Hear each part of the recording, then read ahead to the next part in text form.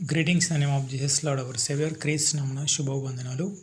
మరి చూసుకున్నట్లయితే గలతీ పత్రిక 6వ అధ్యాయం 9వ వచనం, మనం మేలు చేయుటందు విసుకగా యుందము.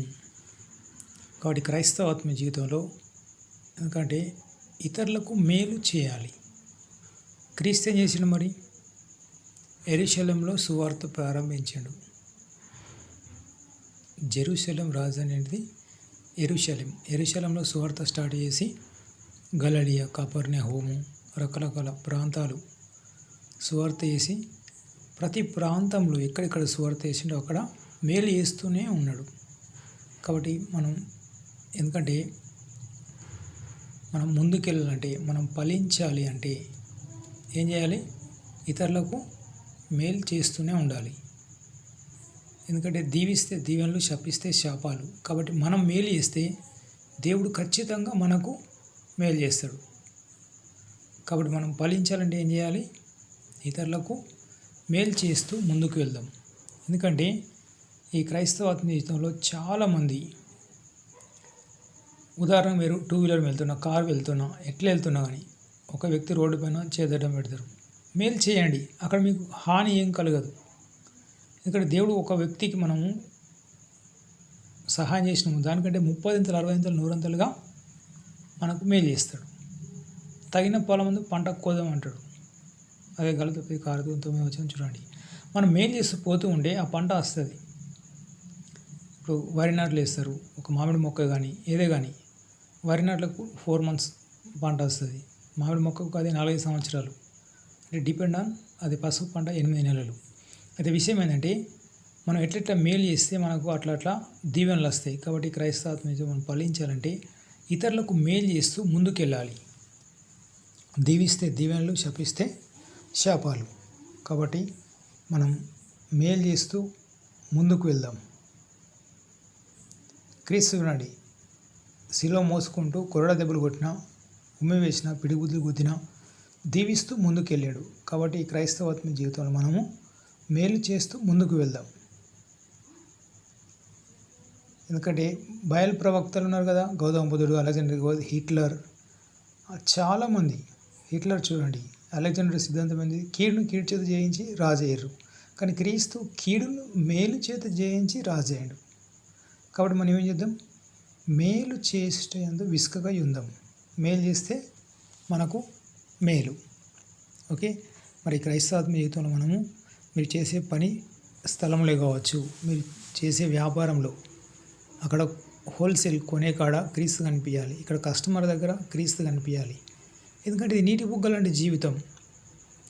ఒక సామెత ఉందిగా, పురాతన సామెత, 4 రోజుల అంగడి. ఈ అంగట్లో, ఈ నీటి బుగ్గ లాంటి జీవితంలో మన క్రీస్తు DNA కలిగి ఉండాలి.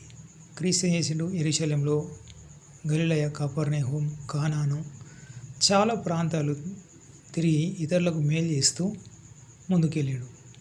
అదే చాలామంది ఇతరులు ఏం చేస్తారు? బయలు ప్రవక్తలు, అలెగ్జాండర్ ది గ్రేట్, ఎంతోమంది కీడు చేస్తూ ముందుకెళ్ళారు. కాబట్టి మనం మేలు చేయడానికి విసుకగా ఉందాం. మరి ఇతరులను దీవిస్తూ ముందుకెళ్దాం. మనం పనిచేసే స్థలంలో క్రీస్తుని మహిమపడదాం. పరలోకం మీ తండ్రి మహిమపరిచినట్టు మీ సత్క్రియలు ఇతరుల ఏటో కనబడేరు అంటారు. కాబట్టి మన సత్క్రియలు ఇతరుల కనబడిద్దాం. మత్తయి సువార్త 5వ అధ్యాయం, నీతి నిమిత్తం హింసించబడు ధన్యులు వాళ్ళు పరలోక రాజ్యం అలాంటిది ఉంటుంది. మన నీతికి శాస్త్రాల నీతి కంటే, పరిశీలన నీతి కంటే అధికం కాని ఎడల మీరు పరలోక రాజ్యం ప్రవేశింపనేరు అంటాడు. కాబట్టి మనము శాస్త్రులు, పరిచయులు, సద్దుకాయలు, బోధకులు ఎంతోమంది ఉంటారు.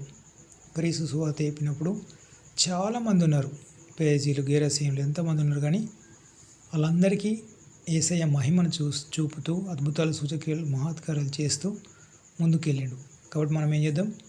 రాజుల కొరకు, అధికారుల కొరకు, ఉన్నతాధికారుల కోసం, అందరి కోసం ప్రార్థన చేస్తూ మేలు చేస్తూ ముందుకెళ్దాం. మరి ప్రస్తుతం జరుగుతున్న వార్ చూడండి. అక్కడ ఆవులావులు కోట్లాడి లేలకాలు ఇరుగొట్టిన అన్నట్టు మన జగిత్యాల వాసి చనిపోయాడు పాపం. అతను ఉన్న రోజులు కరెంట్ బిల్లు కట్టిండు, బస్ టికెట్స్, వాళ్ళు వాడినేమో నిత్యావసర సరుకులు, ఎందుకంటే అవంతా GST బిల్స్ అవన్నీ చర్చెస్కి వస్తున్నాయి క్రిస్మస్ కేక్స్, ఫుడ్, బట్టలకి, చర్చి నిర్మాణాలకు, పాస్టర్లకు వేతనాలకు. కాబట్టి మనం కూడా దీవిద్దాం.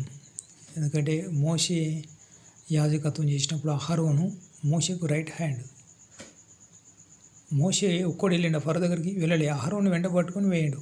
ఫరో దగ్గర ఐగుప్తులు బానిసత్వంలో ఉన్నప్పుడు 40-30 సంవత్సరాలు అహరోను కూడా తీసుకొని వెళ్ళి, అహరోను కూడా మోషేకు తరపున మాట్లాడి ఇశ్రాయేలు జనాంగం మాట్లాడినప్పుడు అహరోను యాజకత్వం ఎవరు? బ్రాహ్మణ్స్. కాబట్టి మనం వాళ్ళ హిందువుల క్షేమం కోసం కూడా ప్రార్థన చేద్దాం.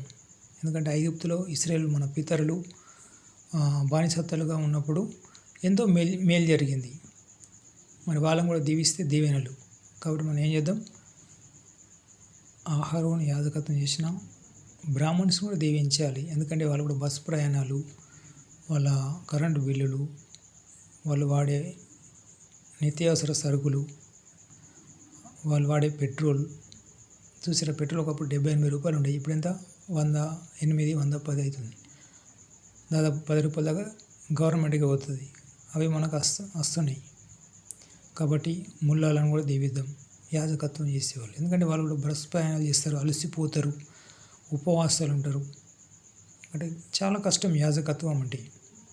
సిక్కుల యాజకత్వం, మత బోధకులు, బుద్ధిస్ట్ అందరిని దీవించాలి. క్రీస్తు సువార్త చేసినప్పుడు ఏం చేసిండు? అందరిని దీవిస్తూ ముందుకు వెళ్ళిండు, కానీ శపించలేదు. కాబట్టి క్రైస్తవ మీద మనం ఫలించాలంటే మనం మేలు చేయటంలో విసుకగా ఉండాలి. ఓకే, మనం ఫలిస్తూ ముందుకెళ్దాం. God bless you. Have a nice day. నా కుటుంబ క్షేమం కోసం ప్రార్థన చేయండి. మీ గురించి, మీ కుటుంబం గురించి ప్రార్థన చేస్తున్నాను. ఎందుకంటే ప్రార్థన అంశాలు ఉండడం వల్ల యేసుప్రభు పని చూసి చూడండి, అలా కుటుంబాలు రక్షించుకోలేకపోయారు. మరి అపోస్తలుడైన పౌలు రోమాలో తార్సు అనే దాంట్లో పట్టణం ఓడరేవులు కోట్ల ఆస్తిపరుడు, విద్వాంసుడు. అతడు గమలీయుల దగ్గర విద్వాంసుడు, కానీ డేరాలు కొట్టుకొని బండ్లు కొట్టుకొని 14 పత్రికలు రాసిండు. So please remember prayers about my family salvation. మా నాన్నగారి పేరు రాజం. ముఖాల నొప్పులు ఉన్నాయి. 2-3 సార్లు మందిరంకి వచ్చాను. విగ్రహారాధన సోదరులు ఉన్నాడు. తమ్ముని పేరు మోహన్, మా భార్య పేరు లత. తిరుపతి లక్ష్మి, గంగన్న దేవక వాళ్ళ క్షేమం కోసం ప్రార్థన చేయండి. God bless you. Have a nice day.